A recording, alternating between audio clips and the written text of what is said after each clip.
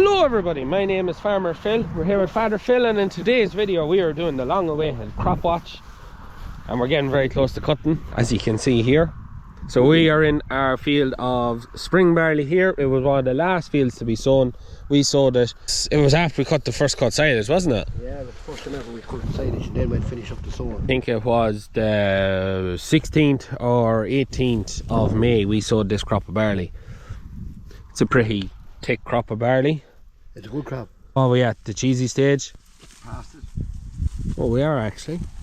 So when we're testing barley, or any grain for that matter, what we go on is the stage of ripeness. So you get the milky stage, where you get grain like this that's green, and you squeeze it and it's milky.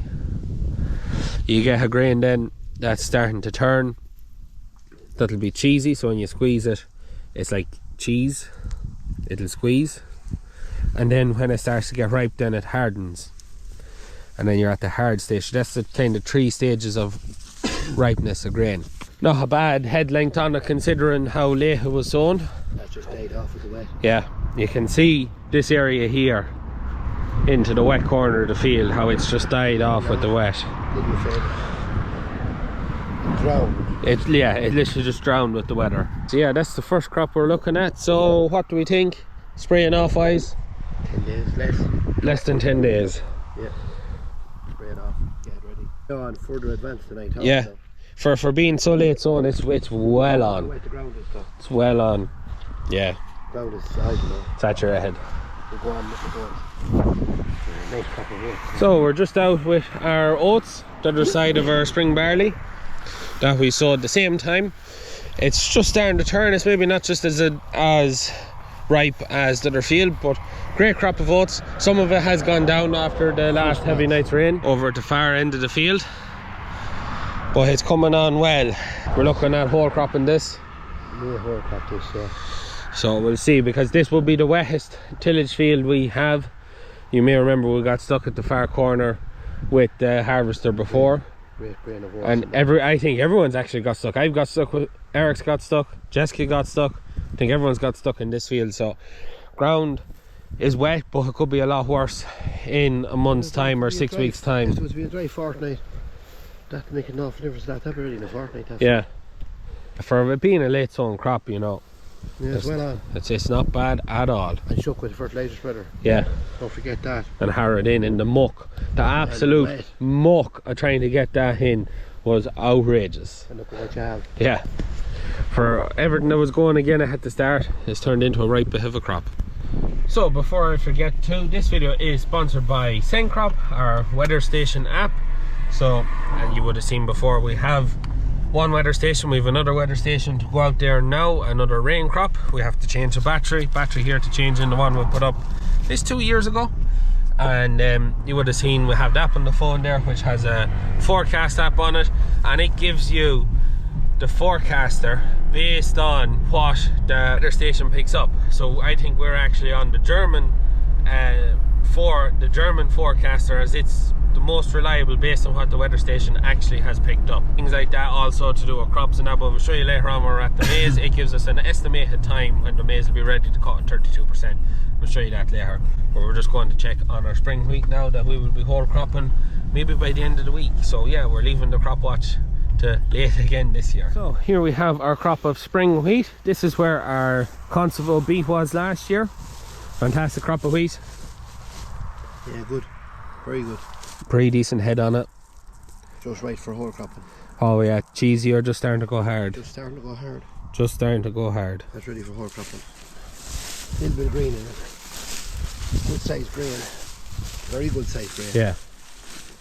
Nice clean crop too. There's literally nothing else in it. A little bit of grass, but a thing of nothing. They're starting to ripen. Yeah. Wheat always does well after beet. Wheat does exceptionally well after beet. Yeah. Look how thick that is. Yeah. Serious thick crop. It's lovely and clean.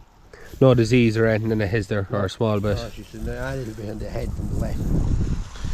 Tiny bit. Yeah. Just need 3 good days in a row in the forecast. It's coming at the weekend. The weekend. We're whacking this over at the weekend. And we're in our next crop of spring wheat. This is where our maize was last year. There's a little bit of chickweed in it inside the gate. Yeah. It's a little bit dirty at the gate, but it should be cleaner once we go in a bit. Once you get outside the gate there, the crop becomes cleaner. It's a big head of spring wheat on it. We don't have the mill fair tight for that. She's hard. We go to cut this, we need to make sure the mill is up to scratch. Singing. To make sure that it cracks these grains. So we're just examining some of the grains, and not just as filled as you'd like. No. I think it just kind of the wet weather caused it to die off. So we're just up here with our gorilla rape, which has suffered quite badly from all the wet weather since we sowed it. It has left the headlands pretty stunted. Centre of the field isn't too bad, but the headlands, the compaction on the headlands now. The purple colour. Yeah. That's stress. That's stress from the wet weather. The wet weather, but you're getting out here where there's less stress. Probably be doing a shot of nitrogen.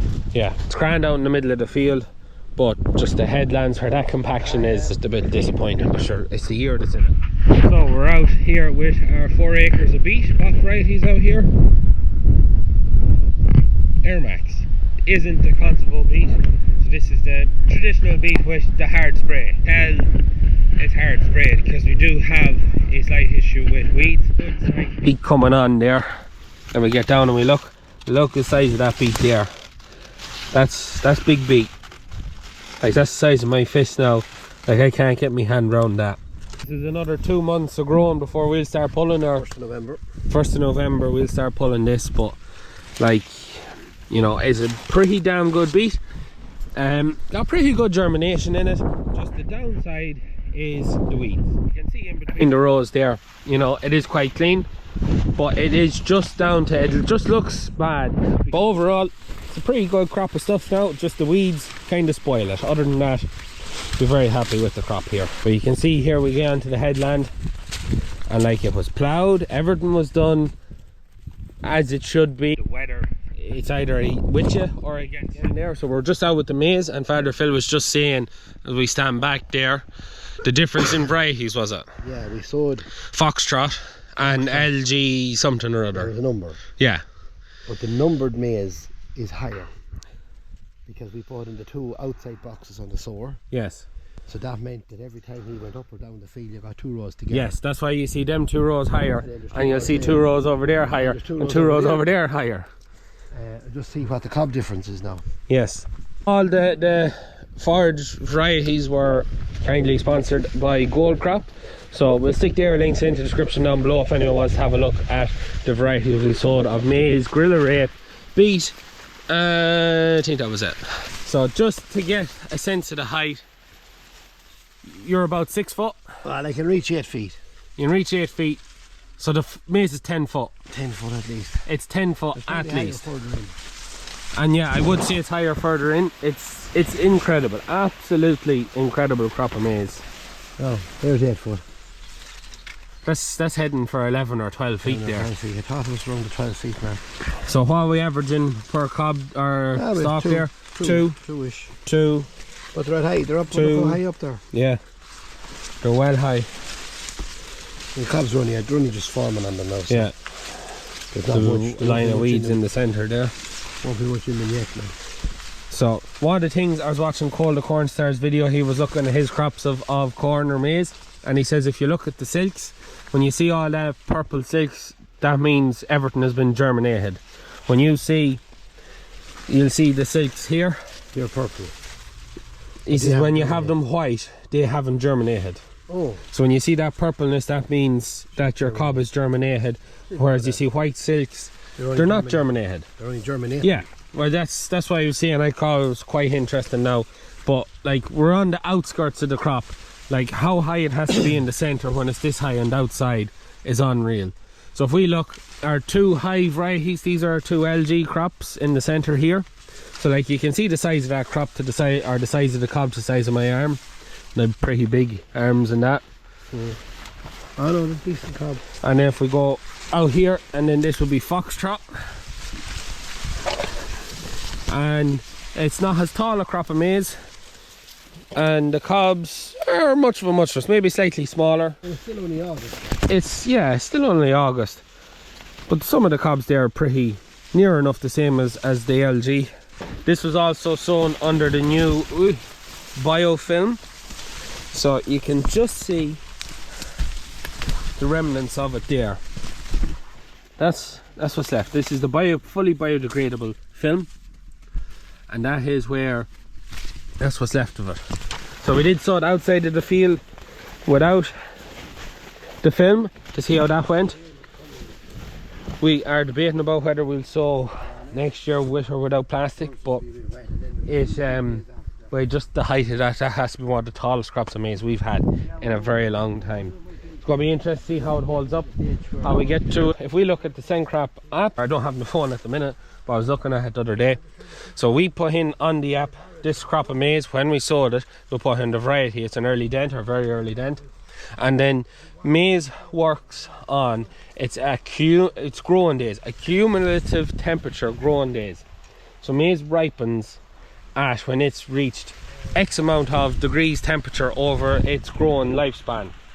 So the app then gives us an estimated day of when it's going to reach 32% DM, which is the harvest time. You're aiming for that 32% DM. I think, if I remember searching right, the app says the 15th or 16th of October, which would be much the same as last year, even though last year we sowed it slightly later, but the temperature, or I'd say our average temperature this year has been lower than last year, so it's pushing it a little bit further out. Very useful on the app for getting that, because it just gives you exactly when is the right time to cut to get that 32% dry matter, which is what you're aiming for forage maize. That's one of the things I quite like about that. But it also does it for other crops. You can do aphid alerts, you can do a whole lot of spray alerts and all sorts of things that I haven't just really got into yet, but we've been using that now the last 3 years, and we always cut it within 3 days of that date, and we've always got on very well. I'm looking forward to getting the harvester into it and getting the drone and hoping that it's like what you see, well, maybe not so much in the continent and that, but like you can't see across it out with the cab of the harvester. That's what I'd like to see. That'd be pretty cool. But yeah, as always, outside of the field just suffers a little bit from compaction and that, but into that field it's a great crop of maize, so it'll be interesting to see what way it yields in that, and how the top headland that didn't get any plastic or biofilm sees what it's like. But great crop stuff. So we're out here now in our crop of spring oats. It's a good crop, probably a little bit green now. This would have been sold before the other crop of spring oats we were looking at. It's a good grain fill on it now, milky stage there now, bit of chickweed in it, but all looks, you know, not too bad. Like tall crop now. I would have got growth regulators, would I? Yeah, I thought that should have been down there. We'll say that up there, but it's good. We spray growth regulators to try and shorten the length of the straw, so that stiffen it, so that you have a shorter crop, less likely to lodge or toss. This is another 2 or 3 weeks from spraying. There seems to be a good grain fill on it there. When we say spray off, that means we come in and we spray the field with Roundup or glyphosate, and that's to kill everything. Kills any dirt, grass, chickweed, kills all that, kills all the plants. It starts the ripening process of the straw, and it makes everything come in evenly. If you were to come in 2 weeks time, you'd have these lads ready to cut, you'd have these lads nearly ready to cut, you'd have bits of grass and weeds and stuff, you'd have a lot of green grains. 2 days waiting for the straw to and then you'd have to rear the straw like you were rearing hay. You'd have to toss it and turn it, but spraying it off just simplifies that whole process. I know that's a right good crop of oats. So just above the brow of the field now, and it's all lying a little bit that way now. That's just the weather. Wouldn't want to get any massive downpours or heavy wind. No, you're probably safe now, because it's starting to lighten. It's lighting and it's laying into other, so it's not going to be any. Yeah, no, it's a right good crop of oats here. Good crop. That's as good as ever we had. Yeah. So we're up here on our next plot of spring barley. So this is a small field. It's probably one of the best crops we've ever had in it. Often seen it either lying down or just always something wrong. It isn't the biggest, but it's quite a good plump grain in that. And that's quite spraying off. That's very ripe. That's ready for spraying off. That's very ripe. I can spray that when I come back from James's. Yeah, done. Yeah. If that's ripe now, the rest of it must be. It's further on than I expected. Yeah. So we're just up here at the next, this is the biggest end of it. So a little bit of compaction just inside the gap, always is. Just get out into the field a bit. Moving cattle through that. You can see all the track marks where there was cattle out in it. Doesn't seem to have done too much damage though. Very short crop, not going to be lost or off it anyways. There's a bit of grass in it.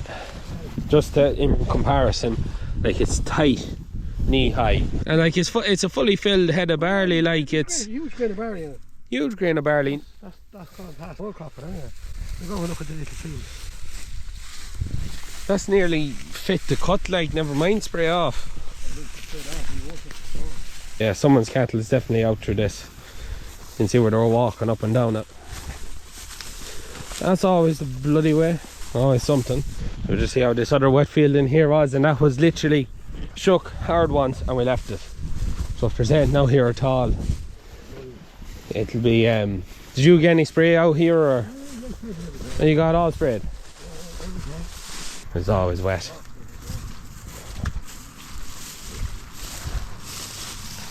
And this is every bit as far on. Cattle were out here too. Like, yeah, cattle must have come out through that hedge there. They have a well walked across there now. Remember the Sunday we come in and tried to cut this field, and it was like a series of everything going wrong. We had the dual wheels on. We got so far around the field and one of the dual wheels fell off. We got so far around the field and then the valve off the back wheel.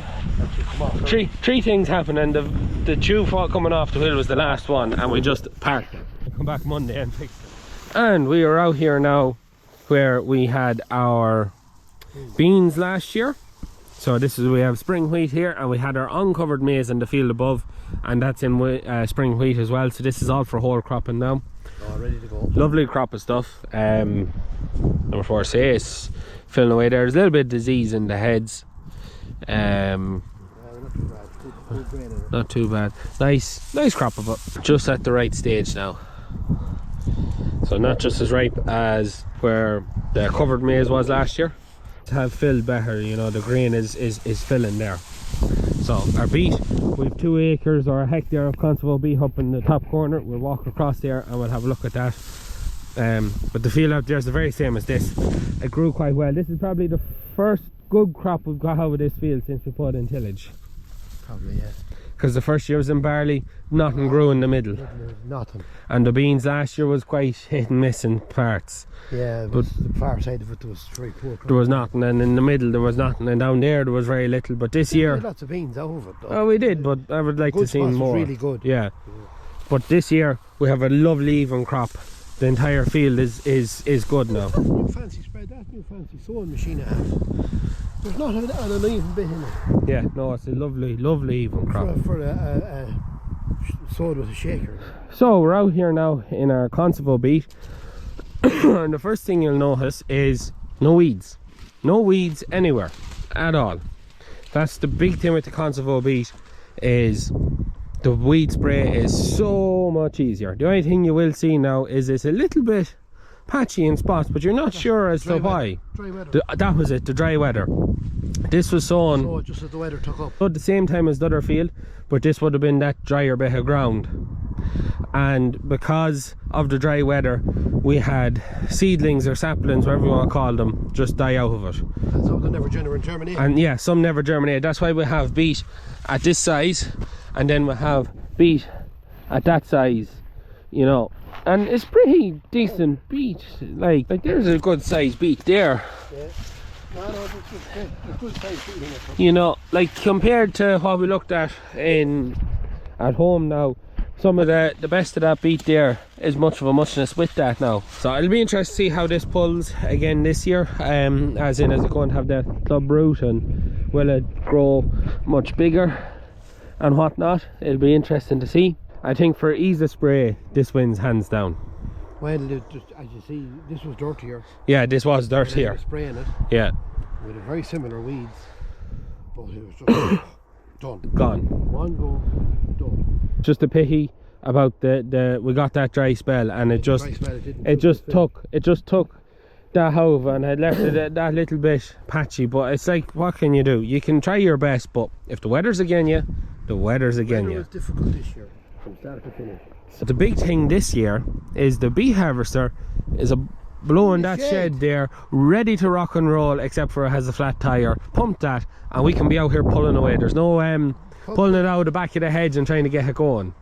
Pump it, grease it, put oil and stuff, and service up the tractor. The 4-wheel drive is working, everything's in order. Everything's ready to go. There's no reason that you shouldn't be getting it on at 8 o'clock and be pulling at 10. Yeah, so that's going to be a big difference to the beet this year, and the feeding of the cattle and that.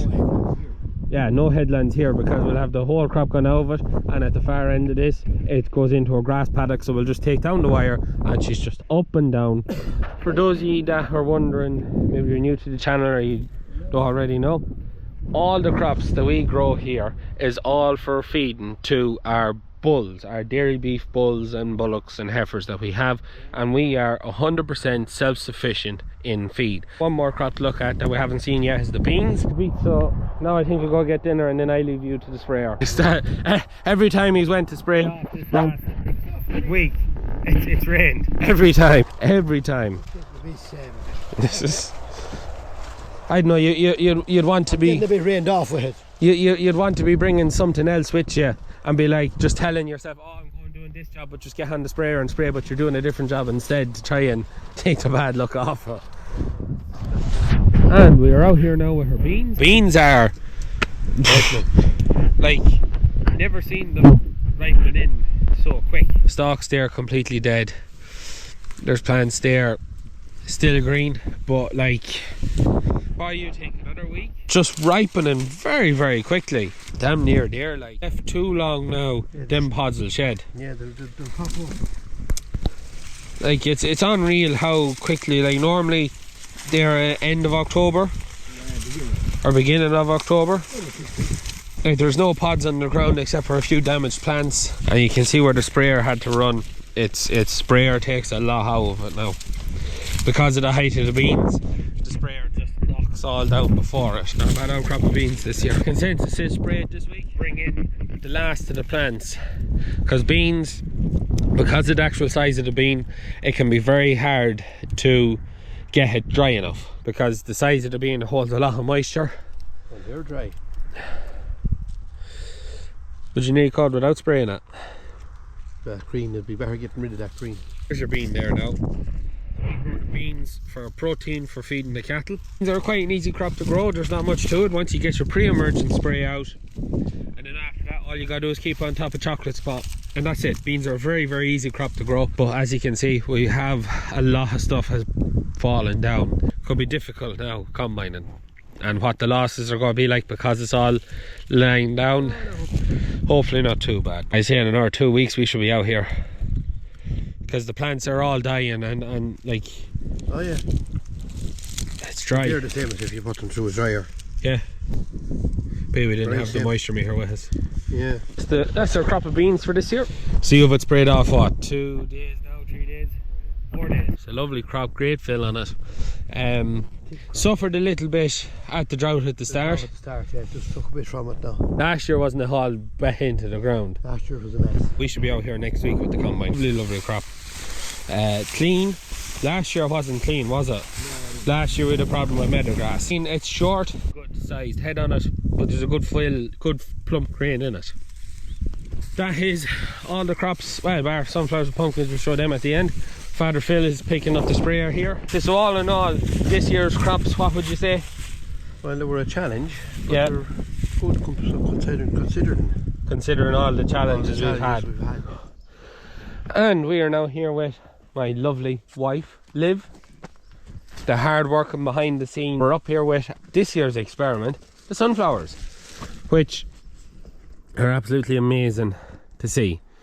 Absolutely amazing. Now it is early in the morning, and when we were up here yesterday, the amount of pollinators that was out here was unreal. You have a few pictures and stuff, you'll stick them in.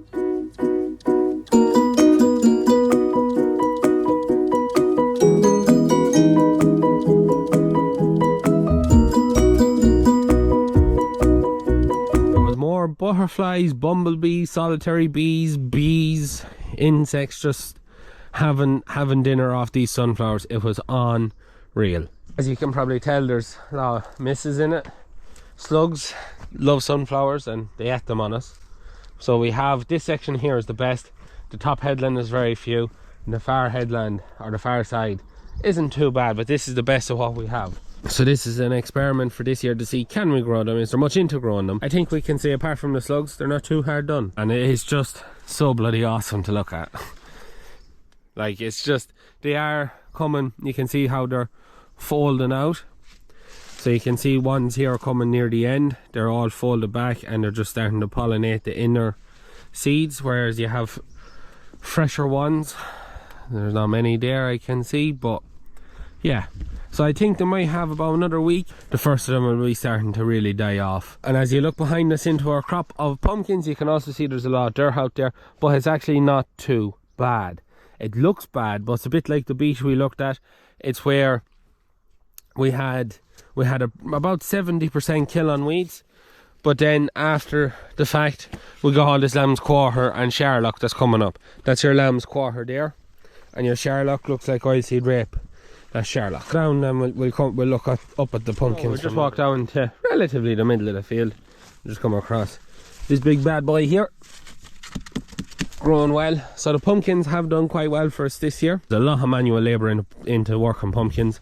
A lot of manual labour. It is definitely not a straightforward thing, but we have a good crop of them. You can tell as well there's less weeds here because the pumpkins filled the canopy. There's more that side because the pumpkins just didn't get advanced enough to fill the canopy before the weeds come up. Our spraying was off by, I'd say, a week. If we had left it another week to get more weeds in it and then spray it, we might have got on a bit better, or might have had less weeds. So for anyone who is wondering about the pumpkin patch this year, as you can see, we have a heap more pumpkins than we've ever had before. Tickets and more information the end of September, and we have hopefully enough pumpkins to make sure everybody who wants to come can come. And we're going to give everyone on YouTube a head start this time. We'll try and give you an hour's head start, so keep an eye out for one of the videos coming to the end of September or the very beginning of October. So I want to show you her wildflower embankment. So this is actually in a video of sowing this for doing the farm shop, but just waiting on this is not wildflower. Getting the groundworks done. Yeah, that's kale. Or gorilla rape. So yeah, I'll be interested to see what that turns into next year when it comes to flowers. It's not going to flower this year. Something must have had out of there. No, very little. Sowing. Oh, what am I sowing? Look how good it is either side of it. Something that had over. We'll go up the weather station now, yeah? So that is our Sencrop rain gauge set up. So Liv is just sorting it out on the map, getting it all jivvied up and added. So there's rainfall, temperature and humidity currently. So we'll be able to see now, this time next year when we do our crop watch video again, which do you think is going to have gathered more rain? The one here or the one, how far away is it? 20 kilometers away? So leave your guess in the comments down below. Sencrop sent it out to us to send us another one, and we were trying to figure out where we put it, so we said we put it at home because it'd be just pretty cool to see. Big thanks to Sencrop for sponsoring today's video. If you want to learn more about Sencrop, what they have to offer, their app or their weather stations, you can follow the links in the description down below. Also, if you want to check any of the forage crops that we've sown through Gold Crop, we'll also leave some of the links for them down in the description down below. That's the gorilla rape, the Conservo beet, the normal beet, the maize. What else was there? I think that was it. Anyways, so we're going to leave it at that for today's video. As always, please like and subscribe to the channel. Videos every Tuesday, Thursday and Sunday. That's it from us. Good luck.